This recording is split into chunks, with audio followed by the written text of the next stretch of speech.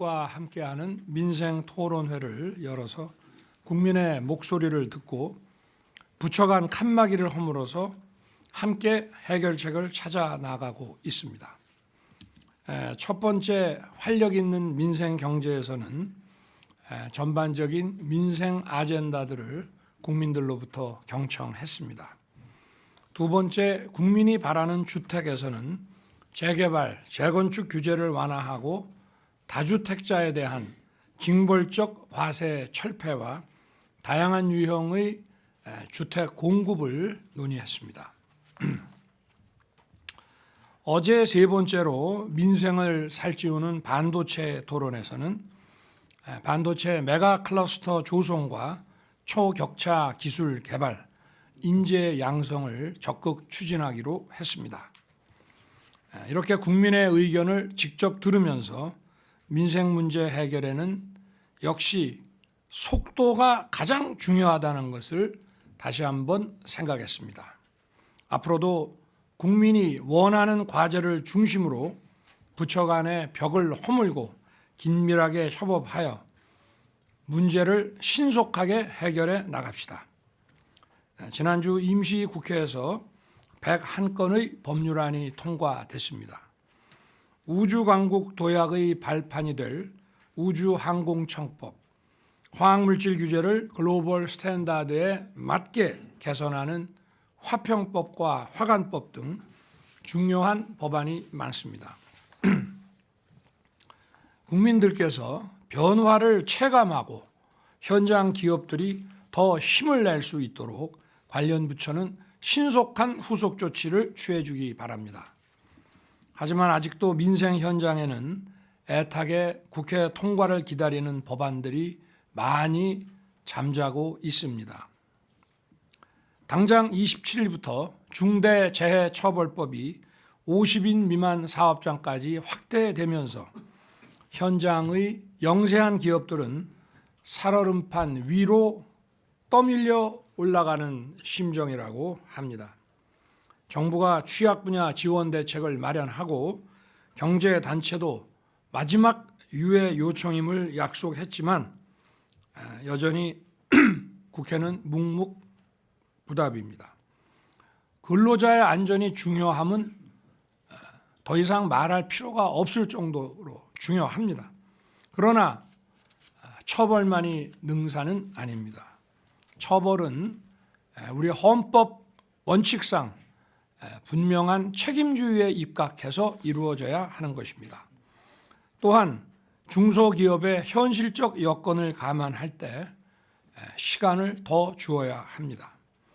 가뜩이나 지금 우리 영세 기업들이 고금리, 고물가로 견디기 힘든 상황인데 이렇게 짐을 지우게 돼서 이 중소기업이 더 이상 존속하기 어렵다면 그 피해는 역시 고스란히 우리 근로자들과 서민들에게 돌아갈 것입니다. 이제 겨우 열흘 남짓 길지 않은 시간입니다만 현장의 어려움에 한 번 더 귀를 기울여 주기를 당부합니다. 또 분양가 상한제 주택의 실거주 의무 폐지도 더는 지체할 수 없습니다. 잔금 마련에 어려움을 겪는 무주택 실수요자들이 법을 어길 수밖에 없는 상황으로 내몰리고 있습니다. 잘못된 입법으로 집값이 많이 올라갔습니다. 무분별한 규제로 국민의 주거 이전 자유와 재산권 행사까지 제한하는 것입니다. 수요자인 국민의 입장에 서서 주택법 개정에 속도를 내주기 바랍니다. 산업은행 부산 이전을 위한 산업은행법도 상임위 문턱조차 넘지 못하고 있습니다. 해양과 금융 중심지 부산은 우리나라가 수도권 1극 체제를 극복하고 한 단계 도약하기 위해 반드시 필요합니다. 정치적 유불리, 지역의 이해관계를 넘어 국가 전체의 미래를 위한 길임을 고민해 주기 바랍니다. 오늘 회의에는 불합리하게 부과되던 부담금을 폐지 통합하는 부담금 관리 기본법 개정안이 정부 안으로 상정됩니다. 이번에 정비하는 5개의 부담금은 위원 결정을 받아 실효되었거나 부담금을 협회 회비로 전환하는 것으로 국민 부담이 줄어드는 것은 아닙니다. 국민과 기업의 부담을 실제로 덜어드리려면 91개에 달하는 현행 부담금을 전수조사해서 원점에서 재검토해야 합니다. 환경 오염을 막거나 국민 건강을 증진하는 긍정적인 부담금도 물론 있습니다마는 준조세나 그림자 조세로 악용되는 부담금이 도처에 남아 있습니다. 국가는 조세를 통해 비용을 조달하고 이를 집행하는 것이 원칙입니다. 사회적 비용을 유발하는 행위에 대해 예외적으로 부과하는 것이 부담금이지 재원 조달이 용이하다는 이유로 부담금을 남발해서는 안 됩니다.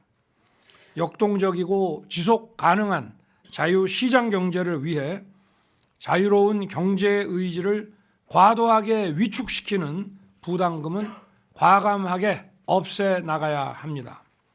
기획재정부는 현재 91개의 부담금을 전면 개편해 주기 바랍니다. 우리 정부는 약자 복지를 핵심 국정과제로 추진하고 있습니다. 정부의 손길이 닿지 않는 사회적 약자들을 찾아내서 더 두텁게 보호하는 것이 약자 복지의 핵심입니다. 그런데 얼마 전 연탄 3장으로 버티는 미등록 경로당 관련 기사를 보고 참 가슴이 아팠습니다. 보건복지부, 행정안전부, 지자체가 협력하여 미등록 경로당을 조속히 전수 파악하여 실효성 있는 지원 대책을 강구해 주기 바랍니다. 경로당만의 문제는 아닙니다. 어려운 이웃들을 먼저 찾아가고 미리 지원 방안을 마련하는 것이 복지 정책을 펼치는 올바른 자세입니다. 복지 정책이야말로 절대로 책상에서 나올 수 없는 것입니다. 현장을 발로 뛰며 소외된 약자들을 찾아내고 복지 사각지대를 확실하게 해소해야 합니다. 우리는 문제 해결을 위해 행동하는 정부가 되어야 합니다. 약자의 편에 서서 다시 한번 꼼꼼하게 현장을 살피고 개선해 주기 바랍니다. 북한은 새해 들어서도 북방 한계선 NLL 인근으로 포병 사격과 탄도 미사일을 발사하며 도발을 계속하고 있습니다. 오늘 아침 기사를 보면 북방 한계선 NLL을 인정하지 않겠다고 발표했습니다. 우리 국민들을 불안하게 만들고 대한민국을 균열시키기 위한 정치 도발 행위입니다. 지금 대한민국 정부는 과거 어느 정부와도 다릅니다. 우리 군은 압도적 대응 역량을 갖추고 있습니다. 정부는 실시간으로 안보 상황을 합동 점검하면서 대비 태세를 확고하게 유지하고 있습니다. 북한이 도발해온다면 우리는 이를 몇 배로 응징할 것입니다. 전쟁이냐 평화냐를 협박하는 재래의 위장평화 전술은 더 이상 통하지 않습니다. 도발 위협에 굴복해서 얻는 가짜 평화는 우리 안보를 더 큰 위험에 빠뜨릴 뿐입니다. 우리 국민과 정부는 하나가 되어 북한 정권의 기만 전술과 선전선동을 물리쳐 나아가야 합니다. 북한 당국은 남북 관계를 동족 관계가 아닌 적대적 두 국가 관계로 규정했습니다. 이는 북한 정권 스스로가 반민족적이고 반역사적 집단이라는 사실을 자인한 것입니다. 대한민국을 위협하는 것은 북한 정권이지 북한 주민은 아닙니다. 북한 주민들은 우리와 똑같이 자유와 인권과 번영을 누릴 권리를 가진 우리와 같은 민족입니다. 우리는 이들을 따뜻하게 포용해 나가야 합니다. 북한 이탈 주민은 대한민국 헌법에 따라 대한민국의 국민입니다. 정부는 탈북민들이 우리 사회에 잘 정착할 수 있도록 관심과 지원을 아끼지 않을 것입니다. 이러한 취지에서 통일부는 북한 이탈 주민의 날을 제정할 것을 추진해 주기 바랍니다. 제가 의장으로 있는 민주평화통일자문회의에서도 탈북민들을 따뜻하게 포용할 수 있도록 적극적인 멘토 역할을 해 나갈 것입니다.